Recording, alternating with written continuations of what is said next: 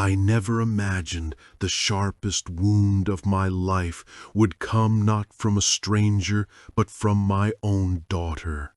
I arrived at the hotel where her wedding was being held, dressed in the suit Helen had bought me years ago, my tie knotted carefully as though I were preparing for battle.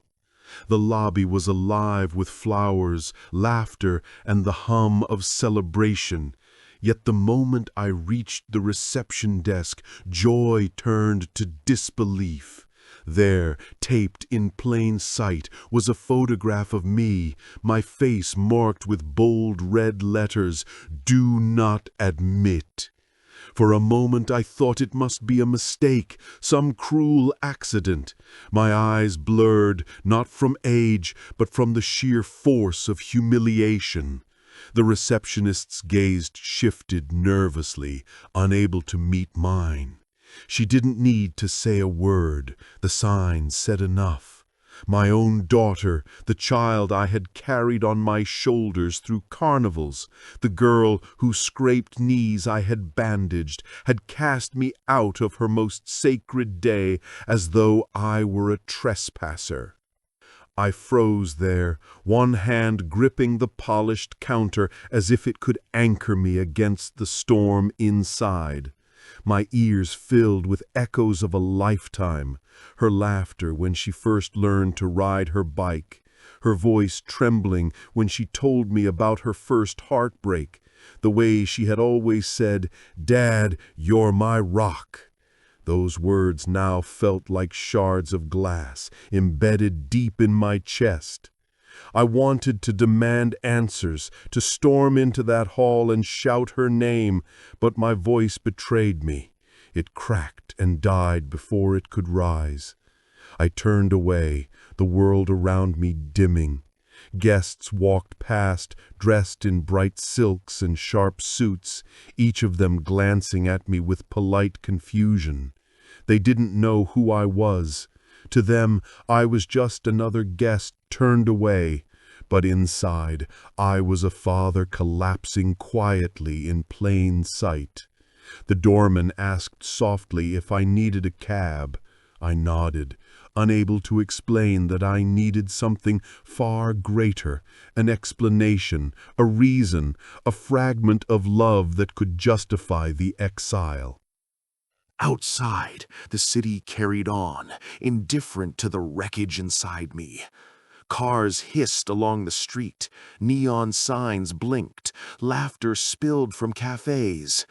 And there I was, standing in my polished shoes, with nowhere to go. I thought of walking back in, of tearing the photograph down and showing them I still existed, that I wasn't a ghost to be erased. But then a darker thought whispered, if they wanted me gone badly enough to plaster my face at the door, what would barging in achieve? Would it be love reclaimed or dignity buried further? So I walked. Each step away from that hotel felt like betrayal twice over, hers of me and mine of myself. My chest burned, my throat ached, and yet I kept moving, as if distance could quiet the storm. But grief doesn't obey distance. It follows, gnawing, whispering, replaying the moment over and over. I could still see the bold letters, "Do not admit." It wasn't just the door I was locked out of, it was her life. When I finally reached my car, I sat inside without turning the key. The silence was unbearable. I thought of her mother gone too soon, who would have known how to face this. I whispered into the emptiness, "Helen, what did we do wrong?" My own voice sounded foreign, broken. I closed my eyes, waiting for an answer that would never come. Yet beneath the grief, something else stirred, a flicker, faint but steady.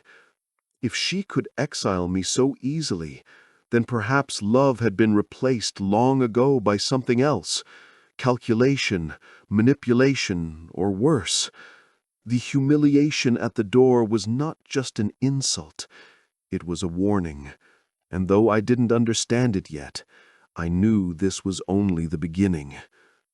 The ride home was a blur of headlights and shadows.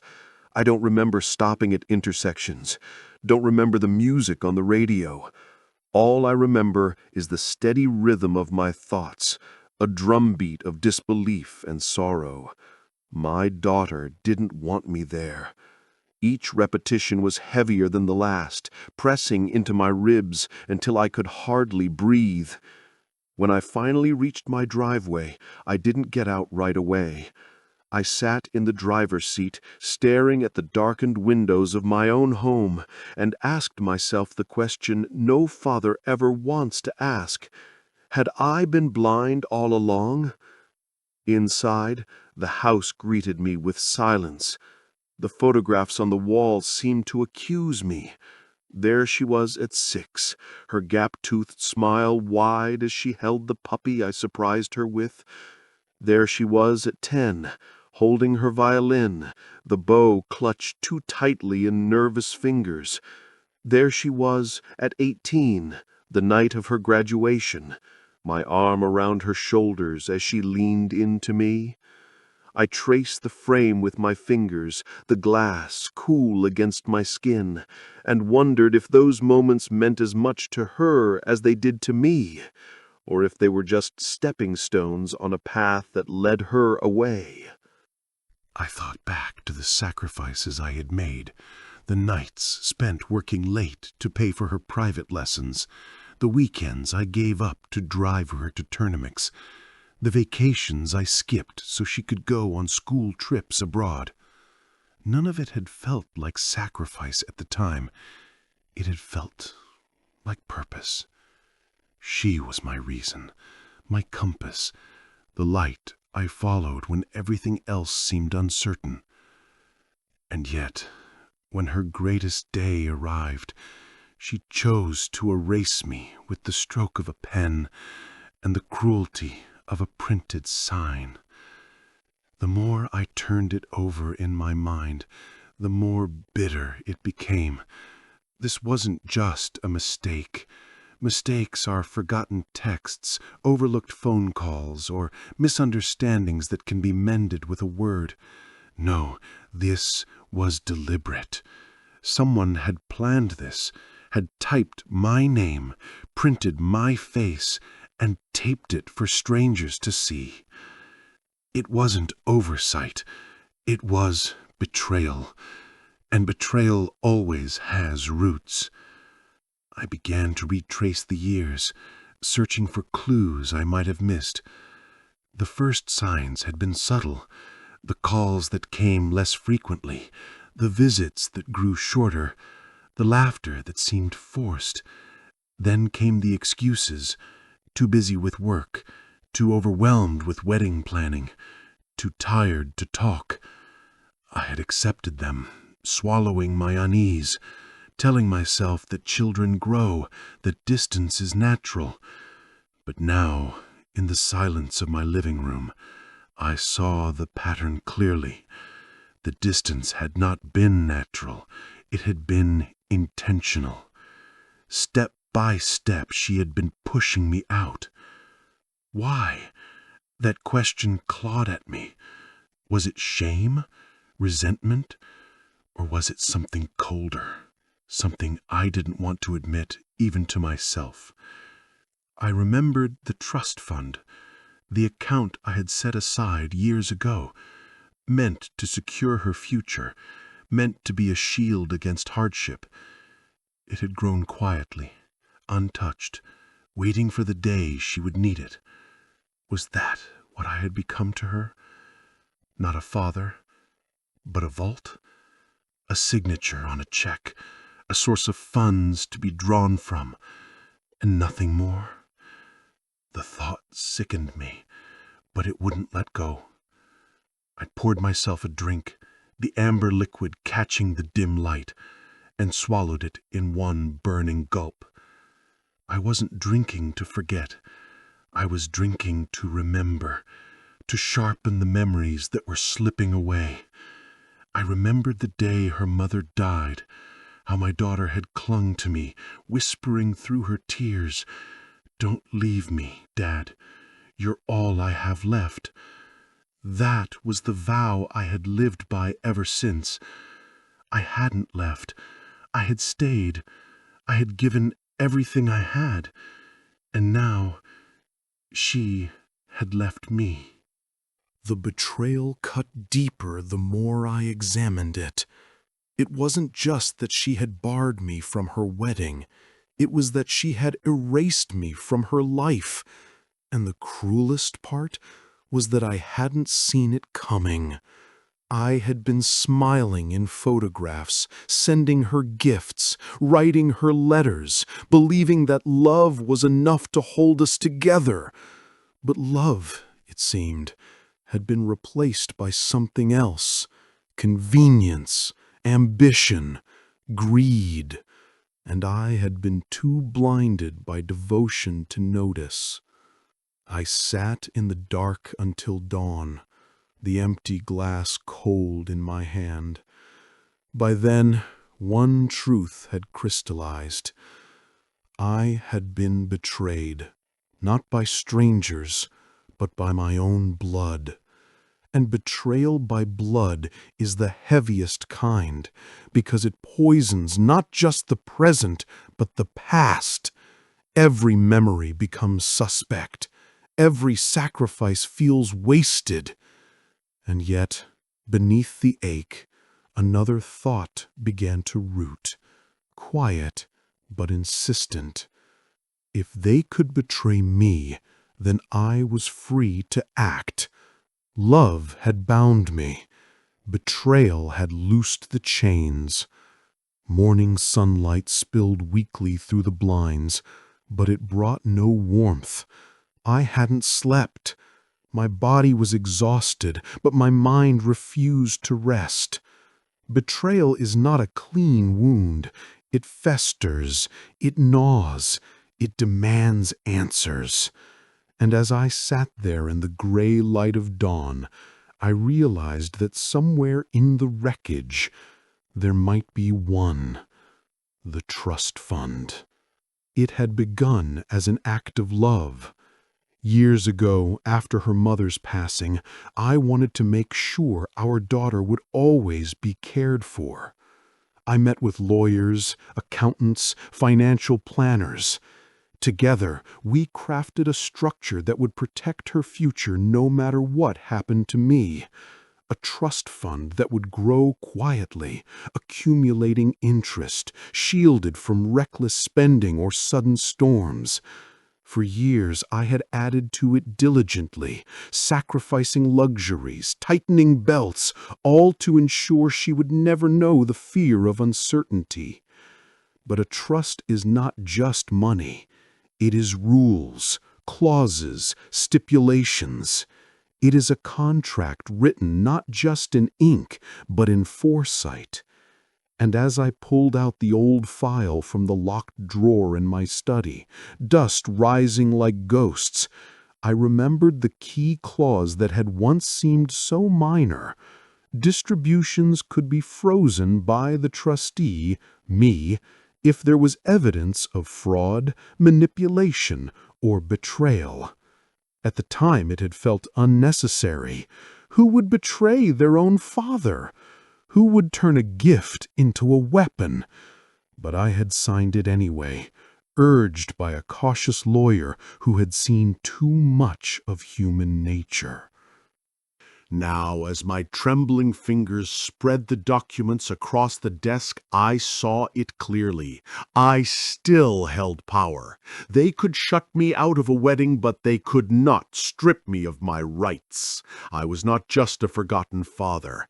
I was the trustee, and that meant the future they had taken for granted, the money they had built their dreams upon, could be locked away with a single stroke of my pen. The thought filled me with something I hadn't felt in days: control. For hours I pored over the pages, rereading the language, testing every angle. The law was clear. The trust was mine to administer. No court could force me to release it unless I chose to. The betrayal at the wedding door was more than an insult.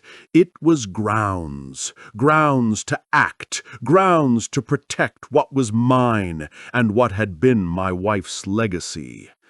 But the decision weighed heavy. Was I capable of such ruthlessness? To freeze the very fund I had built for her? To watch her dreams collapse because of my hand? My heart wavered. Yet then I saw her face again, not as a child clinging to me, but as a bride locking me out. The image of my photograph marked "Do Not Admit" seared itself into my vision. She had chosen exile. She had chosen betrayal. And betrayal had consequences. I took a deep breath, lifted my pen, and signed the order to suspend distributions. My hand was steady, though my soul trembled. In that moment, I was no longer the blind father who believed love was enough. I was the guardian of my own dignity. They had mistaken my silence for weakness, but silence can be sharp. Silence can cut. By noon, the bank had confirmed the freeze. The trust was locked, untouchable. Word would spread soon. The wedding may have gone on without me, but the honeymoon would carry a different shadow. And when the first bills arrived, when the first checks bounced, when the first whispers of financial strain began to circle, they would remember me, not as the absent father, but as the presence they had underestimated. Still, even as I felt that grim satisfaction, unease lingered, because power never exists in a vacuum. Someone would notice, someone would ask questions, and someone would come knocking. I didn't know it yet, but that someone would be Charles, father of the groom, a man with a sharp mind and an even sharper instinct. While my own daughter had chosen to erase me, Charles would prove unwilling to let the truth remain buried. And it would be his call that turned this quiet act of defiance into a storm no one could control. 3 days passed before the first ripple reached me. I had expected silence, maybe a delayed outburst, but not this. An unexpected phone call from a voice I barely knew.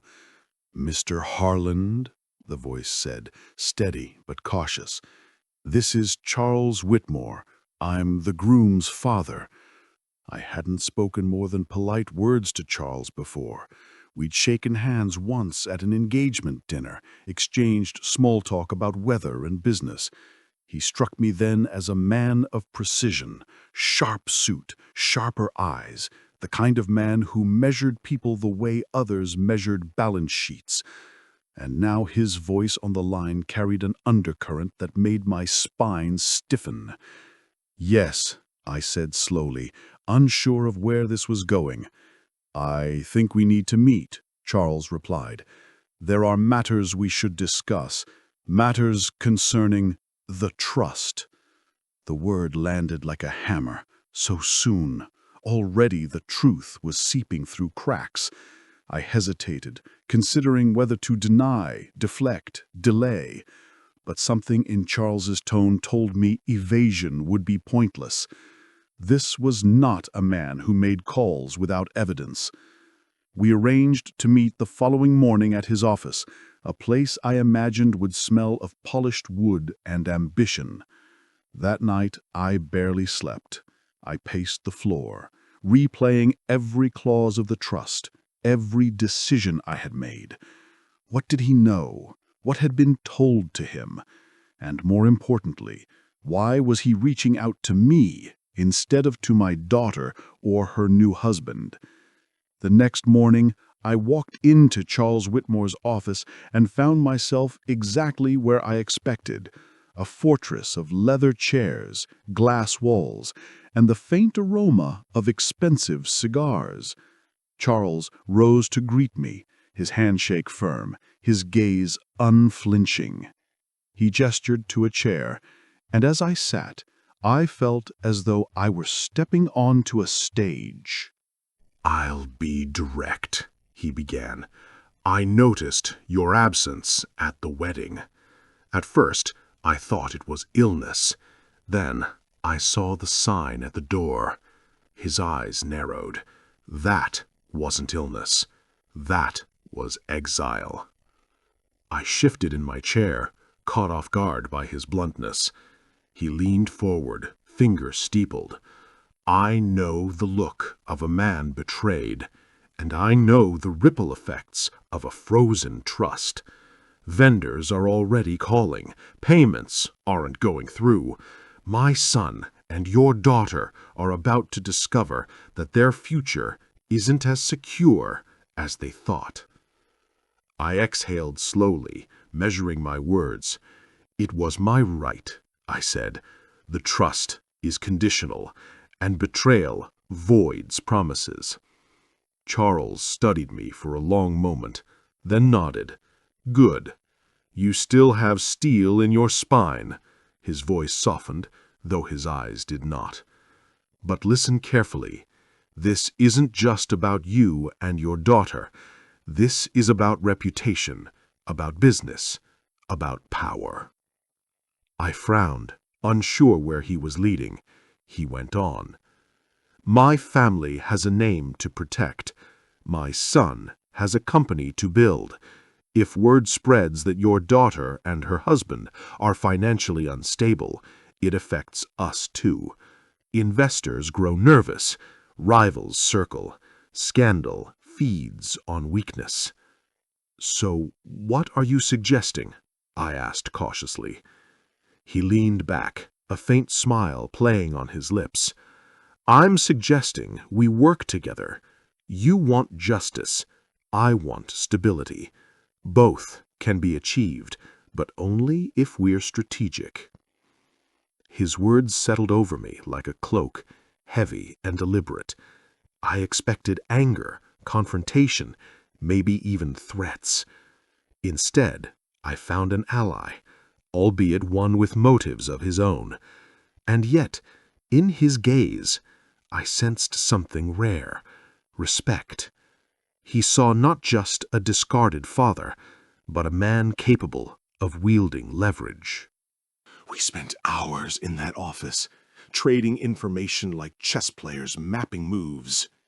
I told him about the trust, the clauses, the betrayal at the wedding door. He told me about the debts piling behind the scenes, the cracks in their perfect facade.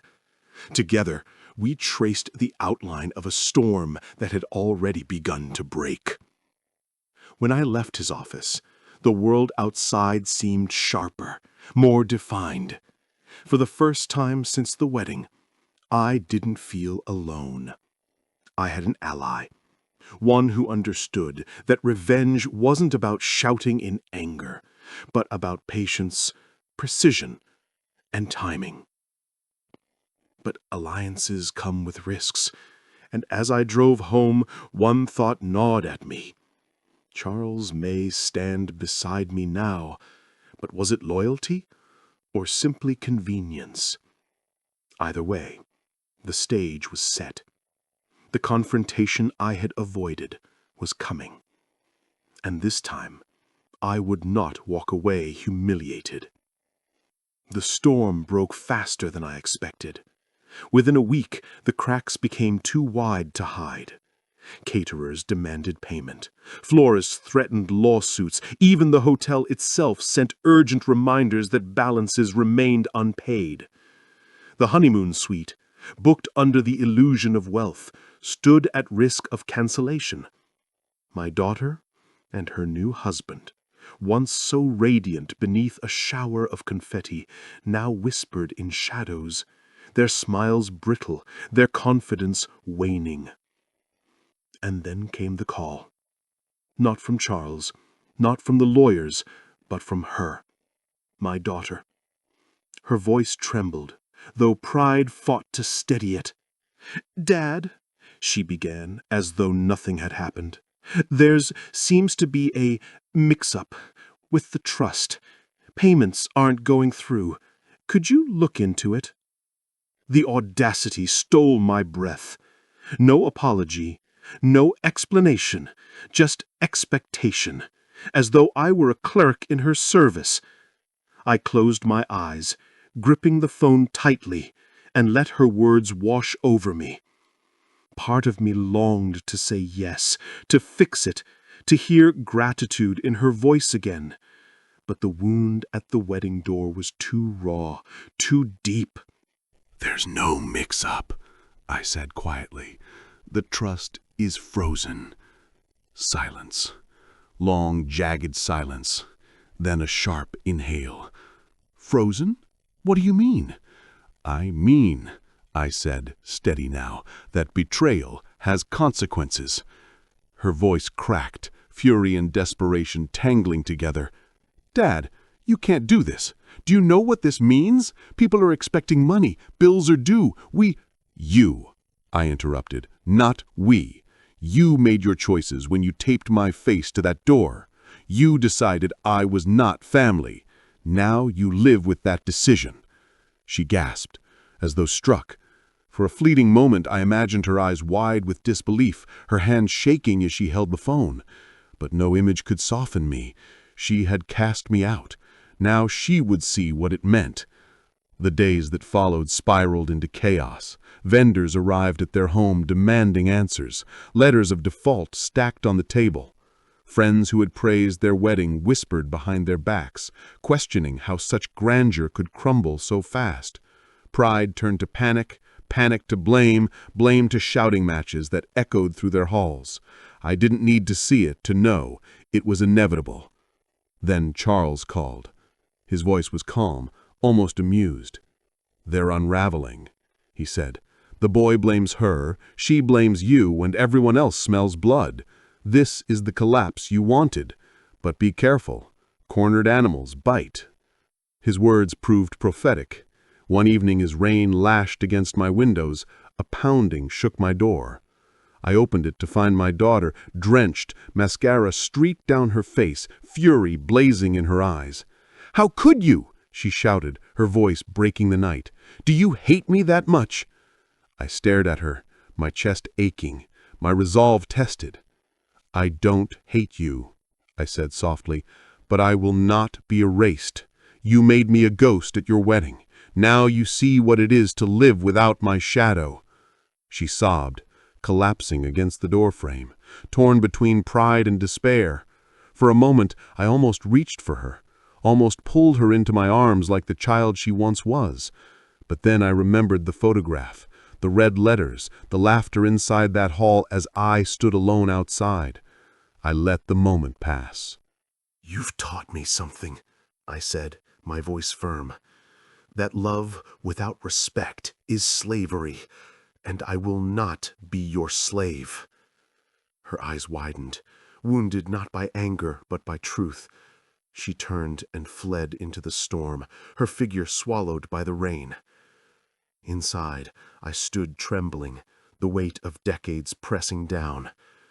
Revenge had never tasted so bitter, victory and loss, tangled together. And yet deep down, I knew it was necessary. Some lessons can only be learned in the harshest light. But the story was not finished, because what began as personal vengeance was about to become something larger, something public. The collapse of their image, the exposure of their lies, it was no longer contained to family walls. It was spilling outward, and soon the entire community would know. And that the center of it all was me, not as the outcast, but as the reckoning they could no longer silence. The storm outside eventually gave way to quiet, but inside me the thunder lingered. For days I moved through the house in silence, each room echoing with memories I could no longer bear to chase. I expected calls, accusations, pleas, but instead there was only stillness. My daughter didn't return. Her new husband didn't reach out. Even Charles, once so quick to advise, grew silent. At first, the quiet felt like abandonment all over again. But gradually I began to see it differently. Silence is not always emptiness. Sometimes it is the sound of wounds cauterizing, of consequences settling where they belong. One evening, as I sat in my study, the same place where I had signed the freeze order, I noticed the drawer that had remained untouched since Helen passed. My late wife, always meticulous, had left behind journals, letters, small pieces of herself tucked neatly into envelopes. With trembling hands, I pulled one free. On the front, in her graceful script, were the words, "For when the time comes." I broke the seal, my chest tight. Inside was a letter, not long, but devastatingly clear. If you are reading this, it means the bond we built with our daughter has cracked. Do not let grief make you blind. You gave her everything you could. If she chooses to cast it aside, remember you are still worthy of love, of dignity, of peace. Do not beg to be in her life. Do not chase what runs from you. Protect what is yours, and when the time comes, give what remains to those who will honor it. Love, Helen. Tears blurred the words, but their meaning burned into me. She had known. She had foreseen not the details, but the pattern. Love without respect, sacrifice without gratitude, and she had left me not just comfort, but instruction. The next morning I called my lawyer. "I want to change the trust," I said, "not to cancel it, to redirect it." "To whom?" he asked. "To those who understand what it means to be forgotten, to fathers turned invisible, to parents who gave everything and were left with nothing. Let it fund scholarships, shelters, charities. Let it build futures where gratitude can still exist." I felt lighter than I had in months. The bitterness that had poisoned me began to lift, replaced not by joy, but by resolve. Revenge was never about destruction. It was about reclamation. They had sought to erase me. Instead, I had carved my place in stone, not in their memories, but in the lives of those who would one day whisper thanks for a chance they never expected. That night, I wrote one final letter to my daughter. No accusations, no anger, just truth. You chose to shut me out. I chose not to force my way back in. One day, when you feel the weight of what was lost, know this: I loved you. I gave all I could. But love without respect is not love. It is bondage. I am free now, and so are you. Dad. I sealed it, placed it in the same drawer Helen had once used, and left it there. Whether she ever read it or not no longer mattered. It was not for her, it was for me. When I finally stepped outside, the night air was cool, calm. The storm had passed. Above me, the stars were sharp and endless, indifferent to weddings, betrayals, fortunes, or trust funds. For the first time in years, I felt at peace. They thought they had written me out of the story, but the story was mine all along. And as I walked down the path, my heart steady, my resolve unshaken, I understood the lesson Helen had left me. The greatest revenge is not in rage, but in silence, in dignity, in the power to walk away and never look back. If this story spoke to you, share your thoughts in the comments. Don't forget to like and subscribe for more stories that remind us what really matters.